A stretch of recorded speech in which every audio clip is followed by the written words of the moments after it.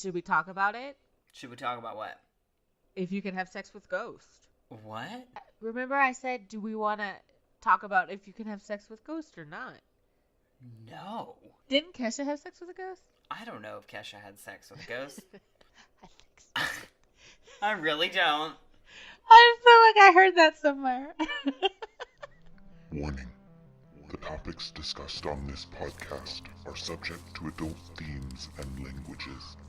We seek to unravel the unexplained and unknown.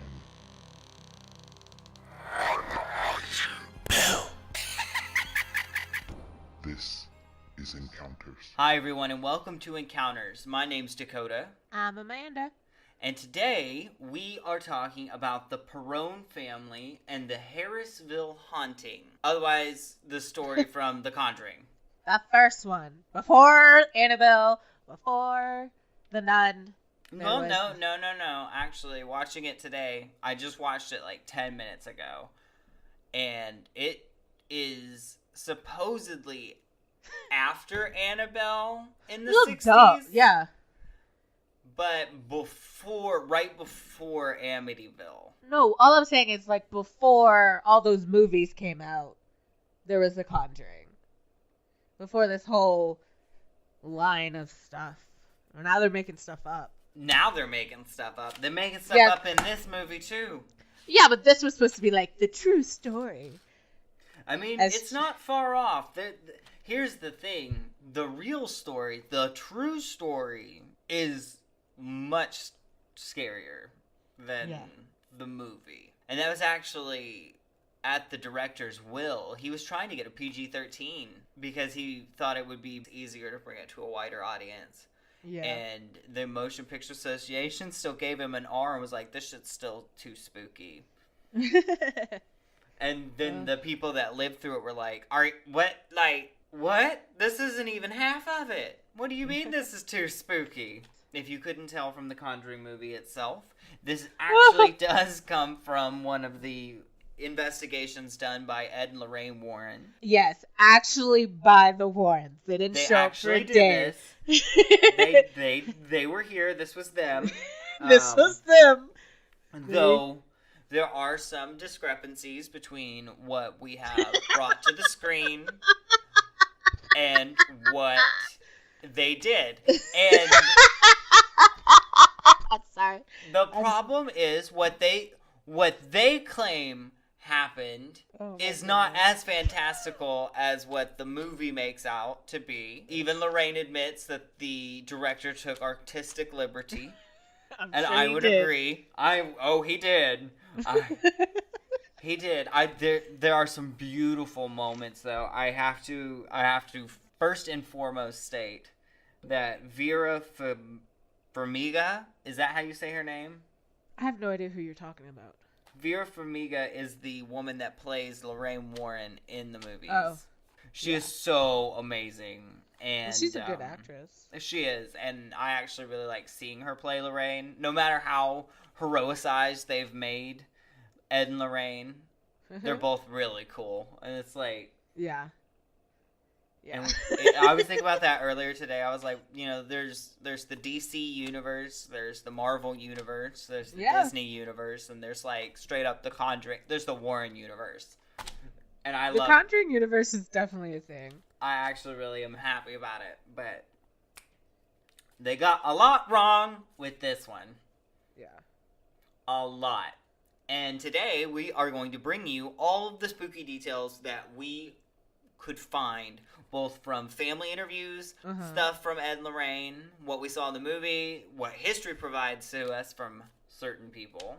Amanda, let's jump right in and meet the Perron family. So, the Perron family was Carolyn and Roger Perron, and they had 5 girls. Adrian, who was the oldest. Nancy, who was the second oldest. Christine, Cindy, and April was the youngest. So they had a big old family, and they are. This was back in the 1970s when they moved into this house. They moved into the Arnold estate in December of 1970. The estate was in Harrisville, Rhode Island. The home was originally built on a 200-acre plot in 1736, and the family would state that the activity would begin immediately. But before they moved in, the person who was giving them the key, I don't know who this person was, but they told them, for the sake of your family, leave the lights on at night. And that was the advice they got moving into their new home. I was listening to an interview with Andrea Perron speaking about moving in, and she recalls when she entered the room, the man that they had that was moving out as they were moving in was taking boxes out through the kitchen. And she passed by a man in the kitchen that was staring at the man that was moving out. And she said to him, "Hello." And he didn't respond to her. And so she left and found her mother in an upstairs room. And she said, "Mom, who's the man downstairs?" And her mother was like, "I don't know what you're talking about." And her other sisters came flooding into the room and said, "Andrea, the man in the kitchen just disappeared as we came through." And that was the very first encounter that they had in the house. They state that the first few encounters in the house were actually friendly. Though a little spooky. There was an incident where one of the brooms went missing. And they happened to look over, and the broom rematerialized, and there was a pile of dirt right next to it. They often heard sounds of sweeping, and then would find little piles of dirt next to a broom. They called this the sweeper. Yeah, that sounds kind of awesome, though. Yeah, like, if a ghost is gonna clean, like, I'm for it. There was also another ghost, they said, named Mrs. Arnold, who would be in charge of tucking them in and giving them kisses on the forehead at night. Like a warm, motherly embrace. Yeah, and I heard a story.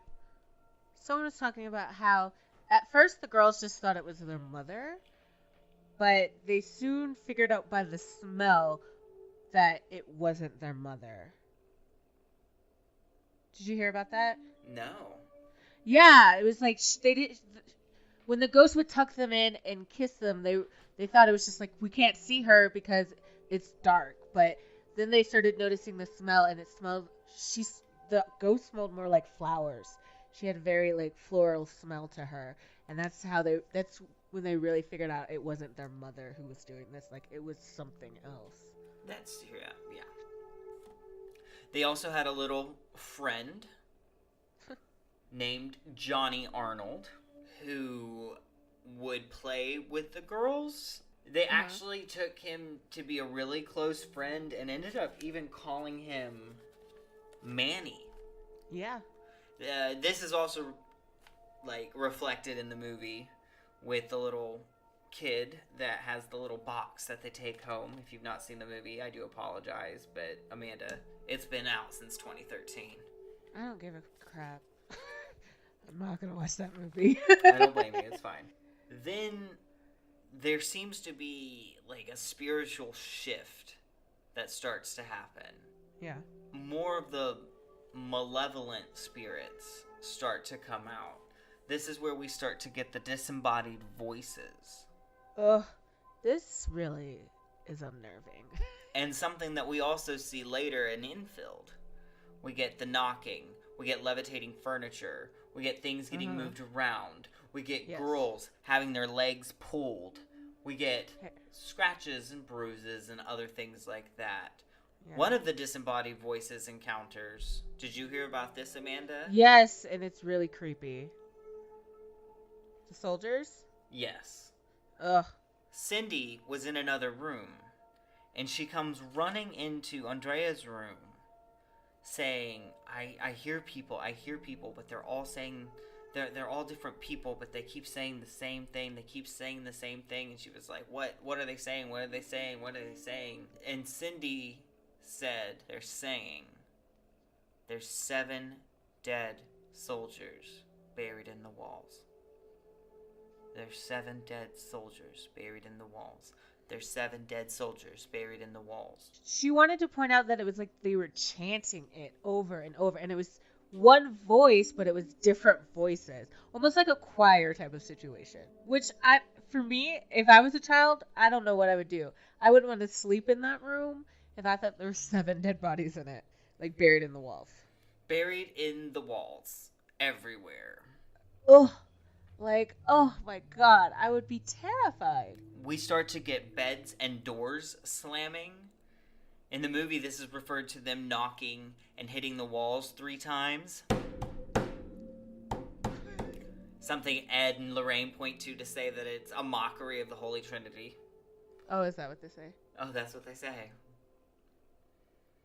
But what we do also get is early in the morning, around 5 a.m., a rotting flesh smell starts to arise. The entire family notices and wakes up to the smell of rotting flesh multiple days. I think it was those 7 bodies rotting in the walls. Probably. Fuck. This house has been around since 1736, before America. That's not right. It is a true colonial house. That's true. But yeah, rotting flesh wakes them up. I think that would have been the point. I would have moved. Well, they couldn't. They couldn't afford to move. I know. I totally understand that. They had 5 kids to with.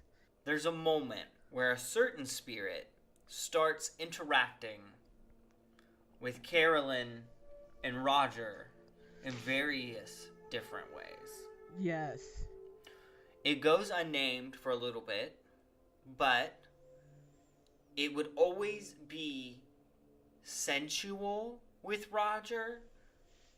According to certain reports, they were like, it would always caress him. That was the word it was using. It was like a sensual touch. It was never like agitatory.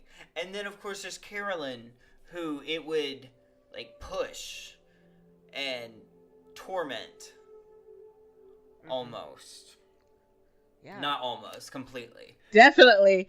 Absolutely. For sure. It's almost as if this spirit was wanting to remove Carolyn from the picture. It was almost like it wanted to take her place. Yes. It even had a moment where it spoke to Carolyn and said, get out, or I'll drive you out with death and gloom. And it's at this point that the children are starting to become attacked. Uh-huh. There's a moment with Cindy where this spirit manifests itself in front of her.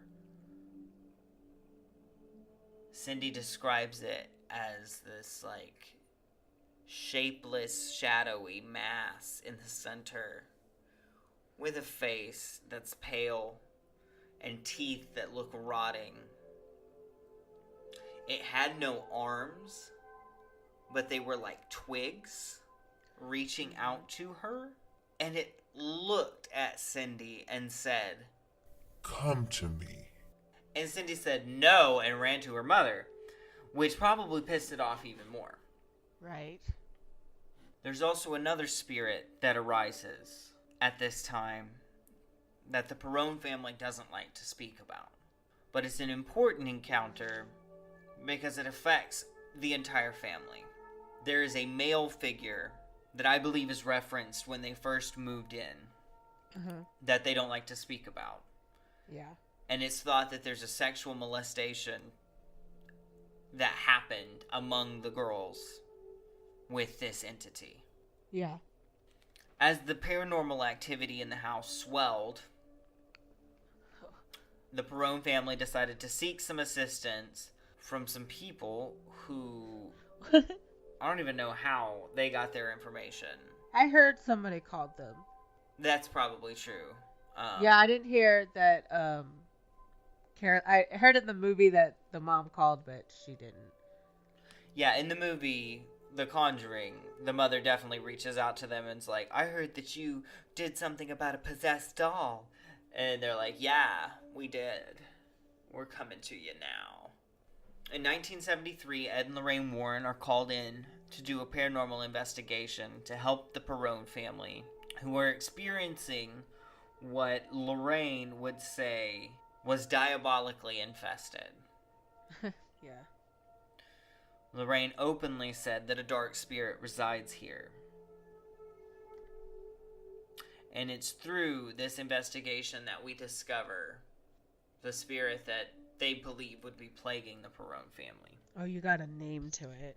Yes, her name is Bathsheba. Bathsheba Sherman. Or Bathsheba Thayer. In the investigation, they found many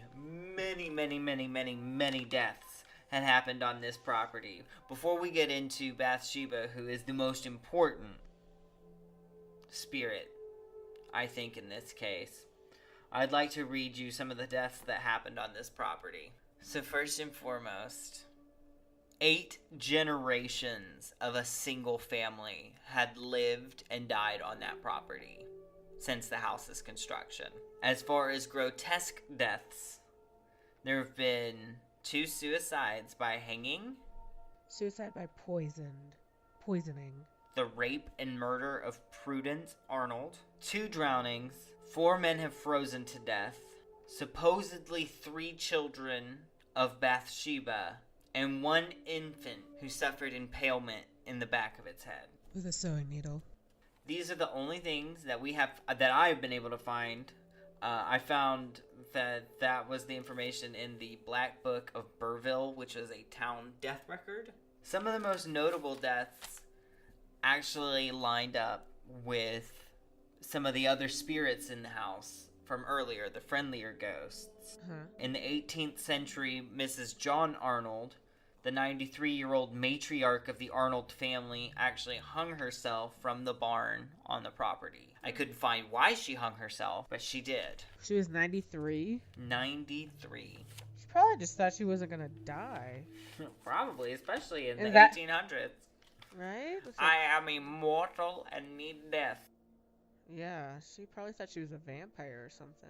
Well, and then she didn't even die, technically. Or maybe it's not. But this kind of seems to align with the Mrs. Arnold spirit that the children recall, of the more grandmotherly, matriarchal, loving side. And then we have little Johnny Arnold, who is one of the hanging victims. Oh, I thought he poisoned himself. Oh, I found that he hung himself from the attic in the farmhouse. I could have just heard it wrong. I could have heard it wrong. I wasn't really. One of the ones that really stuck with me was the rape and murder of Prudence. That kind of, like, violent, emotional energy being trapped on the land is conducive to a lot of the things that I think we see happening. You know, capturing and feeding off the negative energy. But by far, the most dominating, I guess, spirit in this instance would be the Bathsheba spirit. When you dig into the historical record for this person, you find a real person. I don't know what to tell you. The movie makes her out to be a demon spirit. History makes her out to be a witch. And there's a lot of things that we don't know. There's a lot of assumptions that are made. There's a lot of folklore around. There's not a lot of facts. Yeah, you know? It's kind of like Myrtles. Yeah. People just talk about it, so that's how you kind of know what's going on. Bathsheba Thayer was born in 1812 in Rhode Island, and she married Judson Sherman in 1844. They had a son in 1849, 5 years after they got married. His name was Herbert Sherman. That's a intense name. Other folklore reports that in these 5 years, Bathsheba also has 3 other children that were born to Judson, but they all died young and were buried on the property. There are no records of any of these 3 children. There is no proof that these 3 children existed. All we have is proof that Herbert Sherman existed. I just want to make that very clear. There's just accounts people have said. Then there's a very serious accusation that happens. That accusation is murder. While caring for a neighbor's child, an infant was killed. Some cry that it was an accident, but most claim murder and witchcraft. For the child died while it was in Bathsheba's care. It had been impaled by a sharp object, most people say a sewing needle, at the base of the child's skull. She was taken to trial and ultimately cleared of murder and witchcraft. But the public still didn't believe that she wasn't a witch, and believed that she in fact had sacrificed her neighbor's child to Satan. It is important to note that it was also stated that Bathsheba Sherman was grossly envied. She was smoking hot. Because she was beautiful. So obviously she had to sacrifice children to Satan for that. But because of these charges, and because her neighbors didn't trust her and didn't want her around, she was forced to become a recluse. It's in this reclusivity that we start to get a twisted person. There's people that stated that she would hire farmhands and physically assault them, starve them. Her husband and her would live to be very old, about 70 for the 1800s. That's very old in my opinion. That's really old. Not as old as fucking Mrs. Arnold. But on her deathbed, Bathsheba passed away. Wait. Wait. You did not just say on her deathbed she died.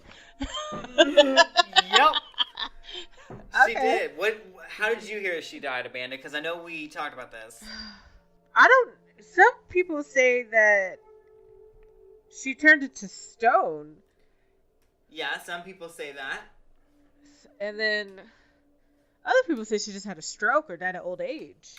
Other people say that she jumped on top of a house and screamed, Satan is my savior, and then died. I know in the movie they say she hung herself, but... Yes, in the movie they do. They say she hung herself, and that's why you see the feet by Ed's face hanging in the background. But supposedly, she probably just died of old age, or... The historical records say she died of some kind of stoning disease, a rare paralysis that made her look as though she was turned to stone. Most people interpret this as it being her punishment by the devil for selling her soul. I think if we allow ourselves to believe that she turned to stone, it could have been an early version of the disease fibrodysplasia. So this is who Ed Lorraine named as the demonic influence that is causing all of their troubles. Yeah, and the reason they say it was Bathsheba is because Carolyn was stabbed in the back of her leg while she was reading, and it was like the little wound was just like a perfect little circle, so it looked like a sewing needle had been jabbed into her leg. So Lorraine was like, oh no, Bathsheba took the needle with her to the other side, and this is a sign that this is Bathsheba. Which, I mean, can ghosts take sewing needles? I mean, if Lorraine says they can, then they can. I mean, I have no idea. I have no idea, to be perfectly honest, because I've always heard you can't take it with you, but clearly this bitch took it with you. Right. I wonder, though, if she also could have just picked up a sewing needle and stabbed fucking the bitch in the back of the leg. I don't know. But that's why they're like, oh, this is totally Bathsheba. And it kind of could make sense, because if it seems like this spirit wants to replace her as the matriarch of the house, and Bathsheba was like wrongly like persecuted and like, well, maybe not wrongly. She could have been a witch. I don't know. She could have been a witch. She could not. Well, have been a witch. She could have been just a normal person. She could have been someone that was suffering from a society that hated her for no reason. But there was also a dead baby involved, and Bathsheba couldn't. Here's the thing, like, there's no record of what actually happened, but there was still a dead baby. Yeah. With a fucking puncture to the back of its head. Yeah. That doesn't just happen. Babies don't just fall on needles. Depends what your hobbies are, but yeah. I mean, yeah, maybe. I guess if you're playing lawn darts with children. The real problem with Bathsheba actually happens not as the movie depicts, which is an exorcism. Sorry. They had Ed perform an exorcism. They what? That's fucking... Which Lorraine has gone on record as saying that is majorly false. Ed never performed exorcisms. Oh, he was a demonologist, not a priest. I didn't realize they made him perform an exorcism. They did, and she vomited all over the sheet. And I was like, this is what you get when you have someone that doesn't perform an exorcism. Gosh. It's a really gripping scene, too. It's really well done.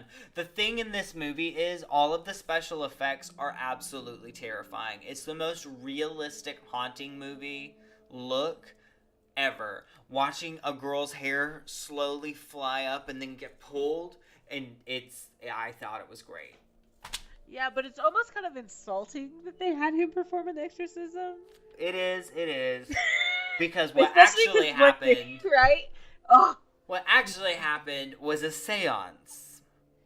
They refused to perform it. They said, oh, you guys can't get an exorcism because you're not religious. They don't have a religious... Exactly. And who can guess what happened? Who came knocking? Bathsheba. And Bathsheba did try and possess Carolyn. Successfully, I would admit, for certain occasions. Yeah. This is when we get the levitation that starts to happen. This is when we get a door opened that the Perron family would spend the rest of their life trying to close. Pretty much the Warrens came in. And Caroline says this. Or not Caroline, Andrea says the Warrens came in and made it worse. Like, things are bad, and then the Warrens showed up, did this seance, and every spirit that was in that place got stronger, pretty much. She's even gone on record as saying, quote, the Warrens never got rid of the spirits. They only aggravated them, end quote. She talks about her mother waking up in the middle of the night one night, and every single spirit that was in that house was surrounding her bed, and they were all holding, I want to say, torches, and they were chanting, "We will drive thee out with fire and broom. We will drive thee out with death and gloom." And she said one of the spirits got so close to her mom that her mom was backing up towards the headboard. Like, that's how intense shit got after the war. So. And the even worse part about after the Warrens, the Warrens were there for, what? A year? Maybe? Investigating? Yeah. At the most. A year at the most. They would come back. They would go on and off. Yeah, they never moved in, which in the movie they move in. Oh, do they? Oh, yeah.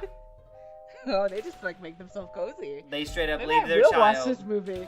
They straight up leave their child who gets attacked at their home because they ain't home by Annabelle. So it's all just a big clusterfuck of, you're like, who's who? Why is Bathsheba holding Annabelle? Oh, is she? Oh my god, it's too much. Good God. The worst part is, the Warrens would arrive in 1973. After a year, they would leave their investigation after traveling in and out, and the poor Perron family would reside there for another 6 years. Golly.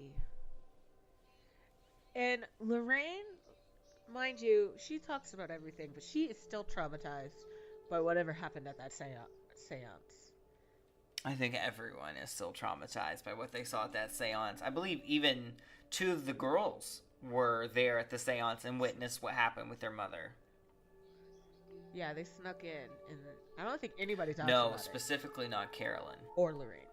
Lorraine doesn't like to talk about a lot of things, and after seeing a lot of the things that Lorraine has... seeing the movies of a lot of the things that Lorraine has experienced, I wouldn't want to talk about it either. I don't blame her.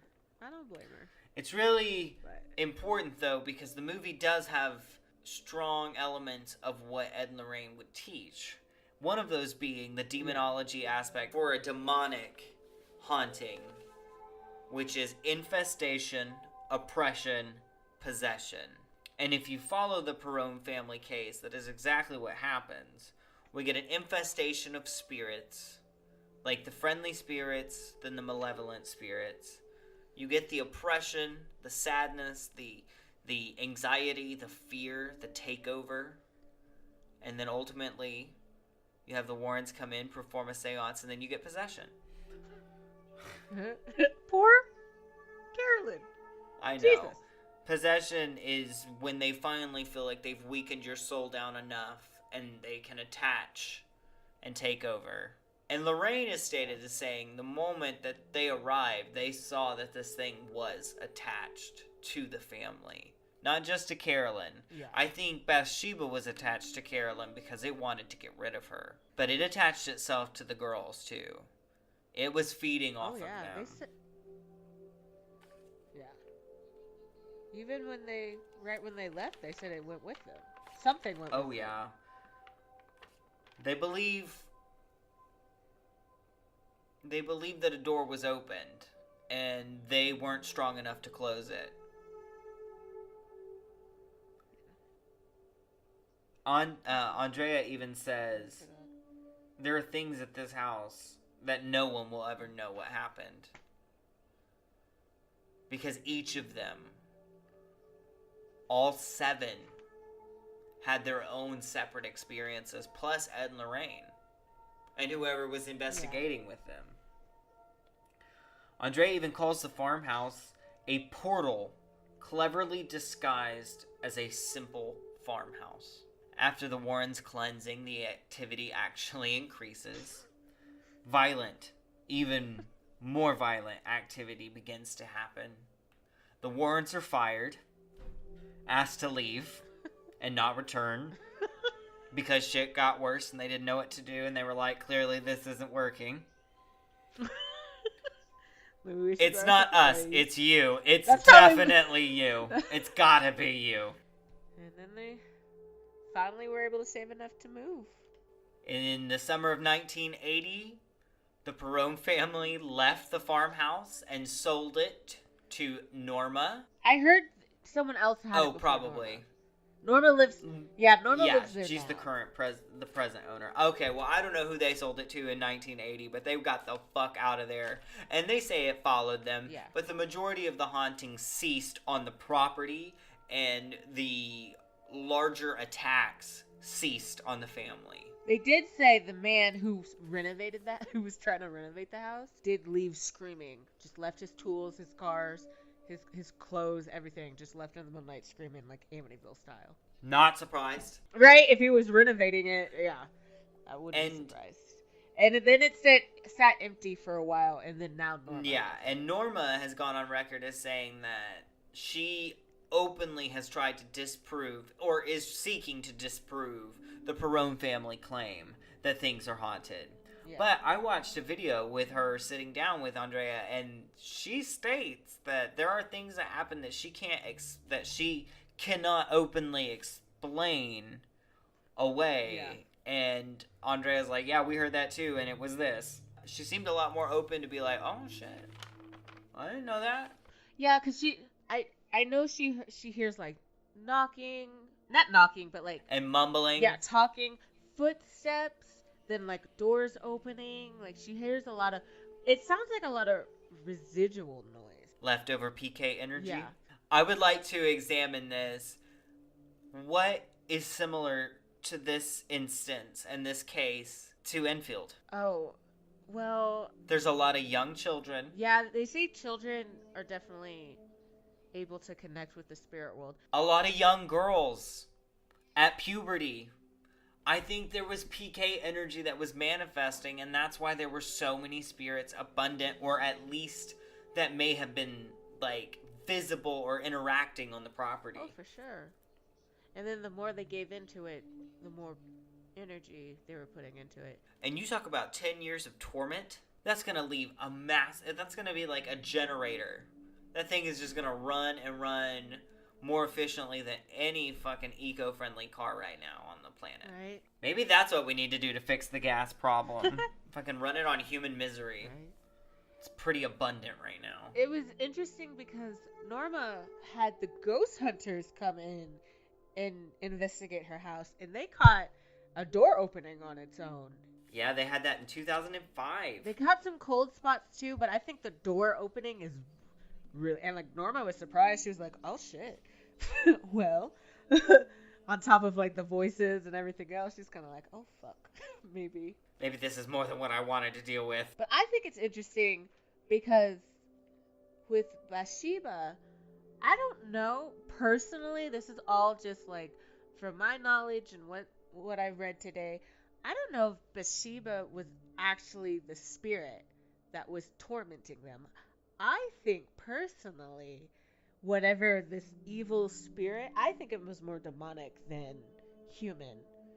And I don't think anyone who was historically alive could be as controlling, manipulative, and powerful as what resides here. I think you're absolutely right. I think it's more demonic. I think it's that unnamed male. Well, and I think maybe, and this is just out of left field, I know, but it's interesting, the same thing that happened to the mom happened to that baby.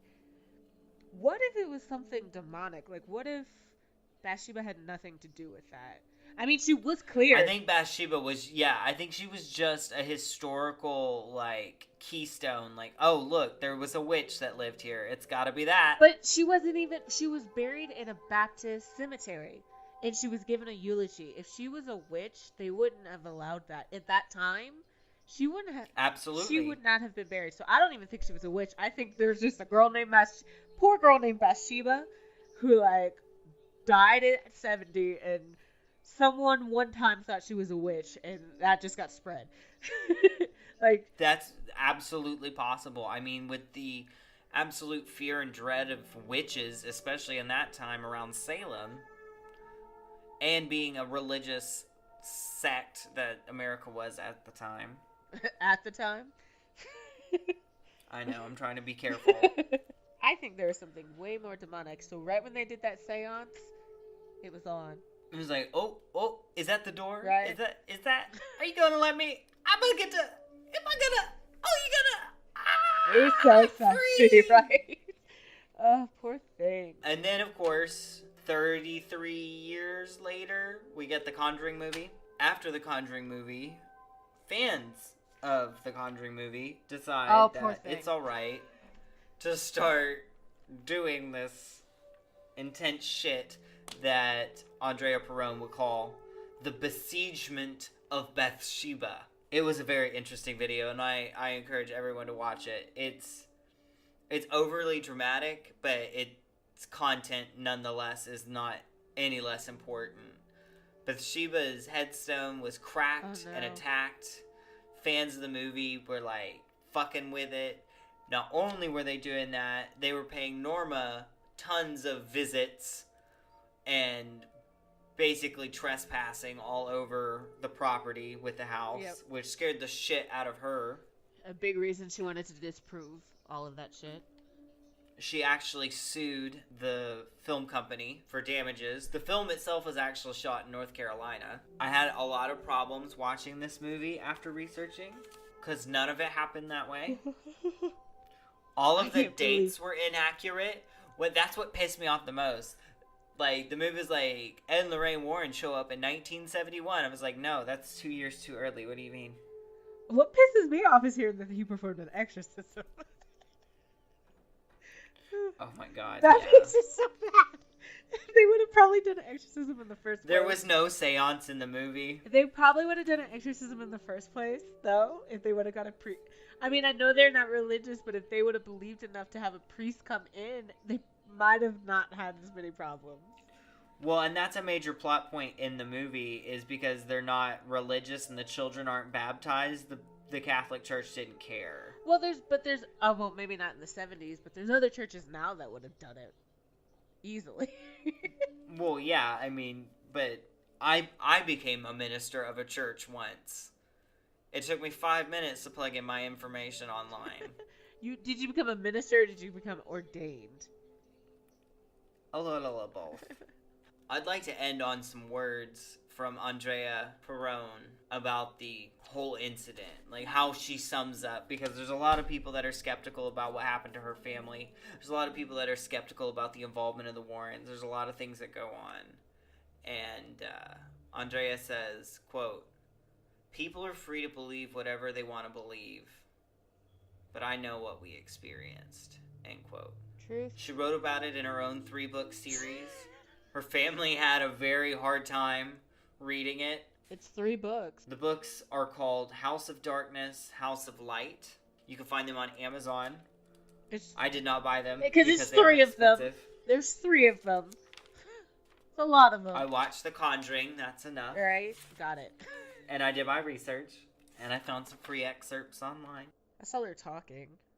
You can go watch her talk on YouTube. Yeah? That's the Perron family and the Harrisville Haunting on the Arnold Estate in Harrisville, Rhode Island, 1970 to 1980. And present? I don't know. I mean, sure. Talk to Grant and Jason.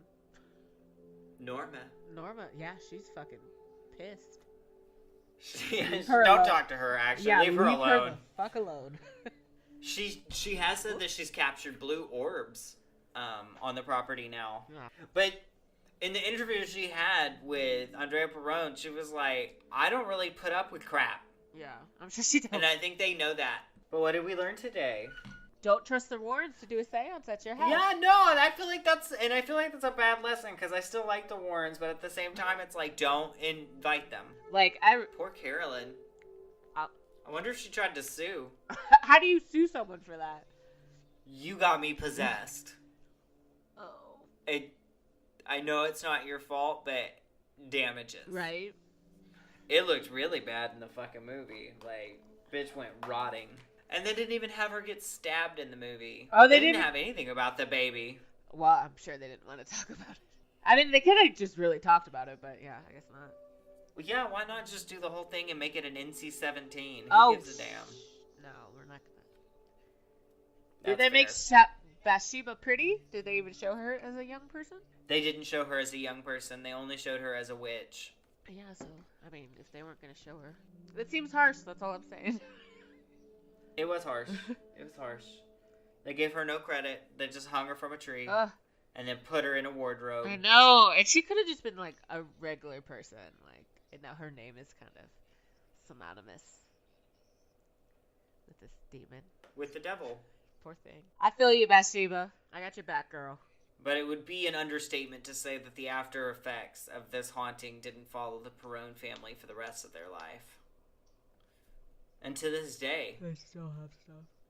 Sorry. Which, again, is what we have to remember. Even if we think that this is false or that this is false, there were still people involved in this that feel like they had experiences. And there are still people that are suffering the side effects from those experiences that they had from 1970 to 1980. And with that, this week's episode.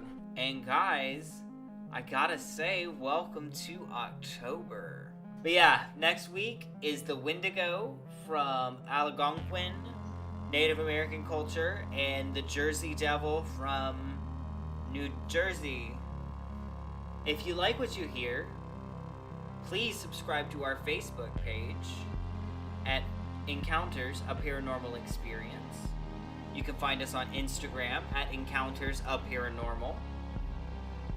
We are now on Libsyn, iTunes, Spotify, Google Play, iHeartRadio, and Stitcher.